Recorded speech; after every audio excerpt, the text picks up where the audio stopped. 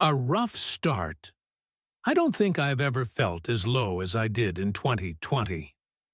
Like so many others, I lost my job when the pandemic hit, but unlike most people, I didn't have anyone to fall back on. My parents, always more concerned with my younger brother, Chris, left me to figure things out on my own. It wasn't easy. I ended up living in a camper, moving from one parking lot to another, trying to keep my head above water. My parents told me to figure it out, and that was the end of it. Chris, on the other hand, got everything he wanted, just like always. I was just the older sibling who had to fend for myself. I never got an ounce of sympathy from my family, but somehow I made it through. I found a job, worked my way up, and eventually got promoted to a supervisor role. After saving for a while, I finally bought my first house, one that I could be proud of. It was my fresh start. I even posted about it on social media, just to share the success I had worked so hard for. The entitlement of family. You'd think that after everything I had been through, I'd get some kind of support from my family. But instead, it was the opposite. A few weeks after I bought the house, Chris and my parents showed up at my door unannounced. They didn't even knock, just barged right in. I didn't know whether to laugh or cry. How did they even know where I lived? I had kept my new place quiet on purpose. Chris, with that smug grin I had come to know all too well, pulled me aside. He said he and his wife were having another baby, and they needed more space.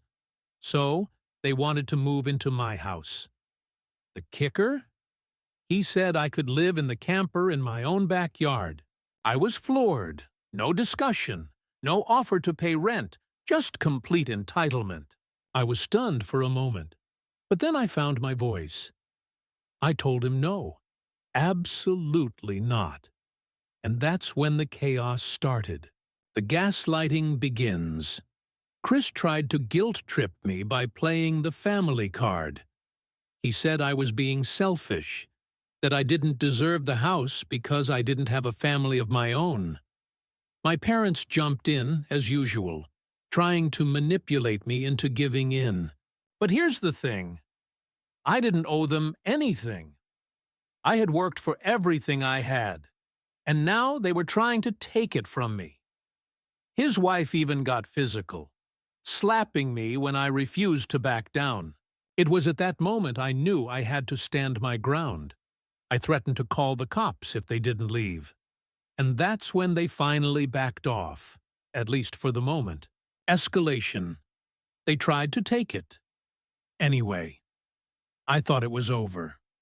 I thought I had set a boundary that they couldn't ignore. But I was wrong. A few days later, I came home to find a moving truck parked in my driveway. Chris and his wife were moving their things into my house, without asking, without permission.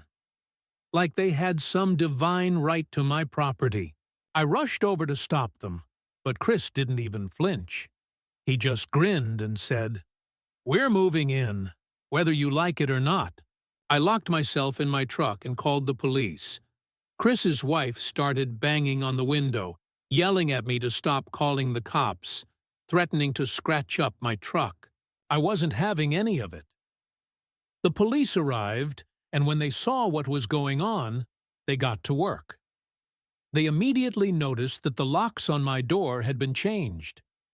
And there it was, clear evidence that they had tried to break into my house.